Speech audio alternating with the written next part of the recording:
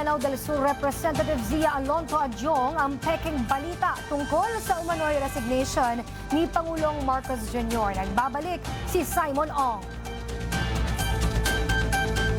Isang panlilinlang para guluhin ng publiko. Iyan ang iginiit ni House Assistant Majority Leader at Lanao del Sur Representative Zia Alonto Adyong hinggil sa pagkalat ng peking balita tungkol sa petisyong natanggap umano ng Korte Suprema na naglalaman ng resignation ni Pangulong Ferdinand R. Marcos Jr. Pinuri ni Adyong ang mabilis na aksyon ng SC para pabulaanan ng peking dokumento kumakalat, pati na rin ang buong suporta nito para panagutin ang nasa likod ng panlilinlang. Kaugnay niyan, nagbabala si Adyong sa talamak na pagkalat ng disinformation online. Kaya naman, iginiit niya ang kahalagahan ng mas mabigat na kaparusahan sa mga individual o grupong ginagamit ang social media para magpakalat ng fake news. Nanindigan din si Adyong na patuloy ang Kamara sa ilalim ng pamumuno ni House Speaker Martin Romualdez sa pagpapaigting ng kampanya kontra fake news para hindi magamit na kasangkapan ng kasinungalingan ang institusyon. Para sa totoong balita sa Bagong Pilipinas, Simon Ong, Congress News.